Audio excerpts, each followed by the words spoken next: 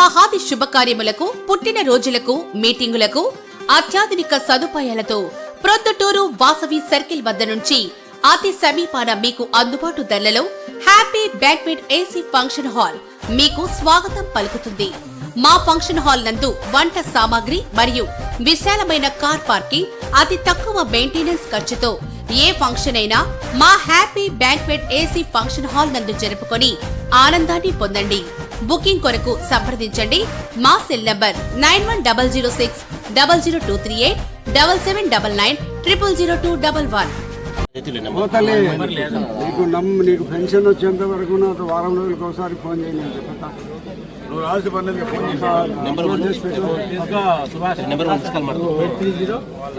Certificate తీసుకొని వచ్చే బాధ్యత. ఎవరైనా ఇవ్వలేదు నేను చెప్తా. 5435 దానికి ఈ పని కూడా చేయలేరు. వాళ్ళు ఏం చేస్తున్నారు మీరు? దేనికి పెట్టింది? ఉదయం లేచిన నుంచి సాయంత్రం దాకా ఒకటి రాసే పని ఉండదు మీకు. ఈ సచివాలయం ఇక్కడ సచివాలయం ఘోరంగా ఉంది. రాజేంద్రాన్ని ఏం బాధ్యత నువ్వేం చేస్తున్నావా? ప్రతి సచివాలయం ఉద్యోగుల నుంచి అందరికీ ఈ వీధిలో డోర్ టు డోర్ ఎన్ని వార్డులు ఉన్నాయి? 24 వార్డులు.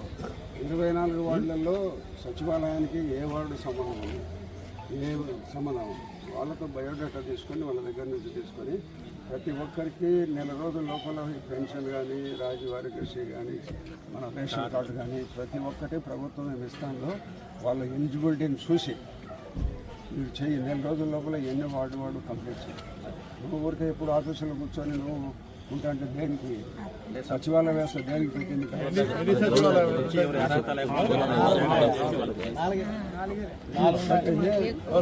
ఇప్పుడు నలుగురిని కలిపి ఎప్పుడు వారానికి ఒకసారి మీటింగ్ పెట్టుకుంటావా? వారానికి ఒక రోజు నలుగురిని కలిపి బాబా చెప్తాను. మరి ప్రోగ్రెస్ ఎందుకు? మీరు ప్రభుత్వం ప్రజల దగ్గరికి వచ్చింది. ఆ ప్రభుత్వ ఉద్యోగస్తులు ఉండే దేనికి? ఇటువంటి పేదవారి సమస్యలు వాళ్ళకు కావాల్సిన ప్రభుత్వం ఇచ్చేటి అన్నీ కూడా వాళ్ళకు అందుతున్నాయా లేదా అని చూసి వాళ్ళకు అందేటట్టు చేసేది మీ ప్రభుత్వ ఉద్యోగస్తుల బాధ్యత. ఈ బాధ్యతను మీరు ఎందుకు సక్రమంగా చేయకుండా ఉన్నారు? నువ్వెందుకు చేయకుండా ఉన్నారు? వీళ్ళందరూ ఏం చేయకుండా ఉన్నారు? దేనికమ్మా జీతాలు ఇచ్చేది మీకు? ఏ బాబు దేనికి ఇస్తున్నారు జీతం? వ్యవస్థ ఎవరి కోసం పెట్టింది? వాళ్ళ కోసం పెట్టింది. వాళ్ళ పని చేయకుండా నెల రోజుల లోపల ప్రతి ఇంట్లో నేను మధ్యాహ్నం వచ్చి విషయాన్ని చదువుకుని నెల తర్వాత వచ్చి ప్రభుత్వ ఉద్యోగస్తులు సచివాలయం కానీ, పంచాయతీ సెక్రటరీ కానీ ఎవరైనా వస్తే వాళ్లకు చట్టపరమైన పనుల్లో ఎక్కడ ఇబ్బంది పెట్టకుండా మీరు చేయండి. దానికోసమే పెట్టింది.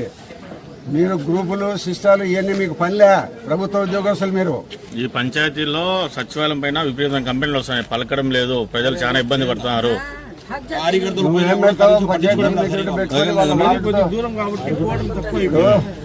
వార్డు ఎక్కడి నుంచి ఎక్కడికి? ఆ సచివాలయానికి ఎవరు? ఆ సచివాలయంలో ఎన్ని పెన్షన్లు ఉన్నాయి? రేషన్ కార్డులు ఎన్ని ఉన్నాయి? మరి సిలిండర్ రాని వాళ్ళు ఎంతమంది ఉన్నారు? ప్రతి ఒక్కటి బయోడేటా తీసుకొని ఒక నెల లోపల నాకు పని చేస్తుంటారు. మీకు ఎందుకు ఇచ్చినారు కుర్చీ? ఫ్యాన్ ఎందుకు ఇచ్చారు? టేబుల్ ఎందుకు ఇచ్చినారు? సంతకం పెడతానే నెల నెల జీతం వస్తాను ఎందుకు ఇచ్చారు? గుర్తు పెట్టుకొని మరి అదే పని చేయండి. మీరేమమ్మా ఆయమ్మ సంస్థను కూడా చేయండి.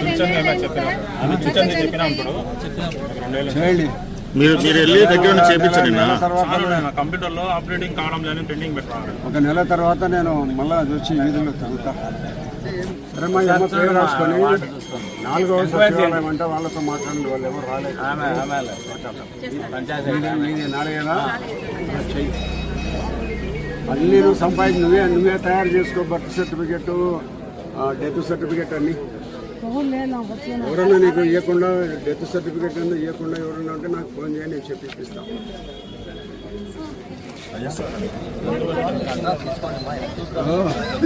వాళ్ళు సచివాలయానికి రావాల్సిన పని. ప్రతి వీధిలో మీరు ఇల్లు తిరగండి, ఇది చేయండి. దానికోసం మిమ్మల్ని పెట్టింది జీతాలు ఇచ్చి. ఇల్లు ఎక్కడో చెప్పు వస్తాడు. మీకు మీ వార్డు అంతా తిరిగేదానికి ఎన్ని రోజులు పడుతుందమ్మా? మీకు ఉండబడిన ఇల్లు 2 రోజులు కూడా పట్టదు. తిరగండి, అంత సమాచారం అంతా సేకరించండి. ఏదైనా మీకు ఏదైనా ఇబ్బందులు ఉంటే ఎమ్మెల్యే గారికి డైరెక్ట్గా వచ్చి మాట్లాడండి మీరు. పెన్షన్ ప్రపోజల్ పంపించమ్మా. ఈ ప్రభుత్వం ఇక్కడ ఉండబడిన సెక్రటరీ గారు, ఇక్కడ ఉండబడిన సచివాలయ ఉద్యోగస్తులు బాగా పనిచేసే పరిస్థితులు లేరు. మేము వస్తా అంటే వాళ్ళందరూ మాకు పెన్షన్ రాలంటే దేనికి సచివాలయంలో 10 మందిని పెట్టి వాళ్ళకు కుర్చీలు టేబుల్లు పెట్టి దేనికి పెట్టినారు? సక్రమంగా పనిచేయడం లేదు సచివాలయ వ్యవస్థలో. ఎండిఓ గారికి చెప్పినాను, ఒక నెల రోజుల వరకు వాళ్ళు ప్రతి ఇంటికి తిరిగి వాళ్ళకి రేషన్ కార్డు ఉందా లేదా, ఆరోగ్యశ్రీ కార్డు ఉందా లేదా, పెన్షన్ వస్తుందా లేదా అని ప్రతి ఒక్కరి ఈ వార్డులలో పోయి విచారించి అది మన అన్ని రికార్డు తయారు చేయమని చెప్పిన. ఒక నెల రోజుల తర్వాత మళ్ళా వచ్చిన తర్వాత ఎవరైనా ఇటువంటి వాళ్ళు నిర్లక్ష్యంగా వహిస్తే వాళ్ళు ఉంటే తప్పకుండా వాళ్ళ మీద చర్యలు తీసుకుంటాం.